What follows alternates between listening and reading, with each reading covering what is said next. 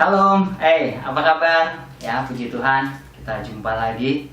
Hari ini saya mau bahas lagi, ada satu pertanyaan yang masuk lagi ke dalam email.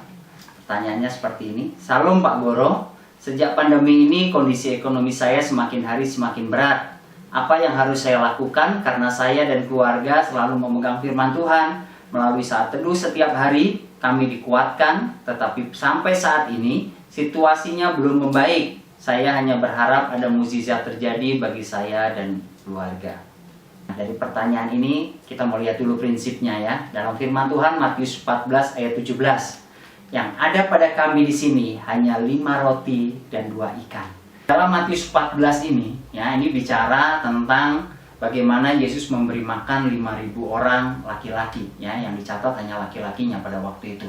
Nah, waktu murid-muridnya berpikir bahwa udahlah mereka disuruh bubar aja, mereka suruh pulang, mereka cari makan sendiri. Atau ini memerlukan uang berapa banyak untuk membeli roti bagi mereka semua. Tapi Tuhan Yesus bilang jangan, ya semua harus diberi makan. Dan pertanyaan di dalam Matius 14 ayat 17, apa yang ada padamu?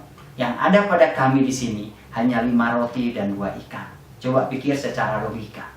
Apakah cukup 5 roti dan 2 ikan untuk memberi makan 5.000 orang laki-laki?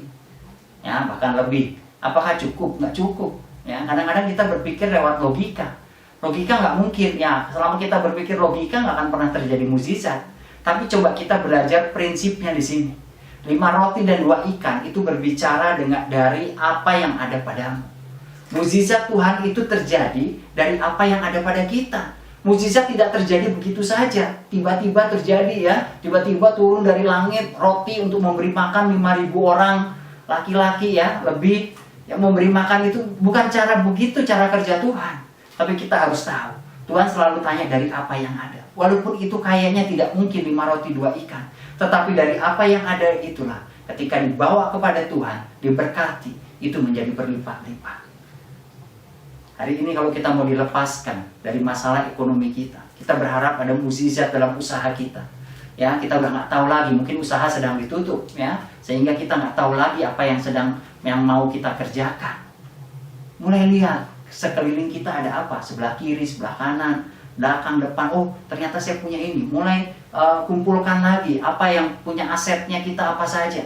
Ya, mulai kemudian dikembangkan, direncanakan apa, didoakan. Ya, langkah iman itu dimulai dari apa yang ada pada kita. Ya, seperti 5 roti dan 2 ikan, walaupun itu rasanya tidak mungkin menyelesaikan masalah ekonomimu, tapi kalau dari situ kita bawa kepada Tuhan dan kemudian diberkati oleh Tuhan, itulah yang namanya langkah iman.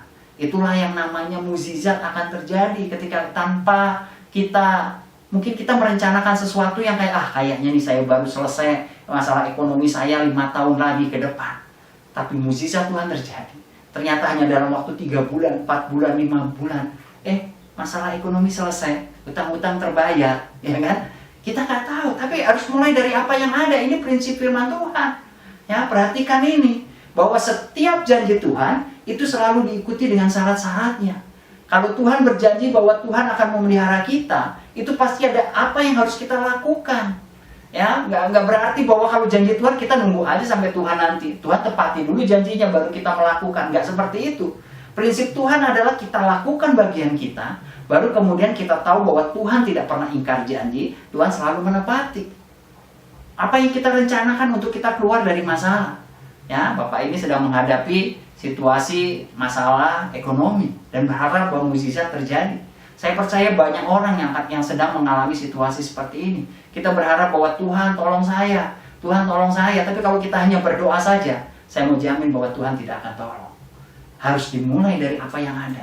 Mulai lakukan usaha apa sih yang bisa dikerjakan dari fasilitas yang ada, apa yang kita bisa kerjakan. Ya, sekarang sudah masuk dalam zaman teknologi digital, masuk dalam situasi, dalam kondisi yang harus berubah dari cara bisnis kita yang lama. Ya, kita harus berubah, kita mulai dengan cara yang baru. Wah, kalau dengan cara ini nih kita baru bisa selesai dalam waktu 5 tahun. Ya nggak masalah juga, gitu kan. Kita lakukan, tapi percayalah ketika kita jalani, mukjizat itu terjadi, percepatan terjadi. Ya, dalam waktu 1 tahun ternyata Tuhan sudah pulihkan kita. Ya, tapi harus ada yang kita lakukan, bukan hanya berdoa. Ya, bukan saya tidak menyalahkan kita untuk wah berarti nggak perlu doa, enggak, kita tetap berdoa, tetap baca firman setiap hari. Tapi yang utama ya firman Tuhan, baca firman Tuhan, kalau tidak kita lakukan itu menjadi sesuatu yang sia-sia. Iman kita itu harus dilakukan. Iman supaya tidak mati apa harus lakukan dengan perbuatan. Perbuatan apa? Perbuatan yang berdasarkan firman Tuhan. Itu yang kita lakukan dan itulah yang akan dipakai Tuhan untuk Tuhan bisa memberkati kita. Untuk Tuhan bisa membuka tingkap-tingkap berkatnya bagi kita semua. Hari ini kita belajar bahwa Tuhan mau memberkati setiap kita. Mulai dari apa yang ada pada kita. Bapak Ibu Saudara bisa sampaikan pertanyaan melalui email yang tertera.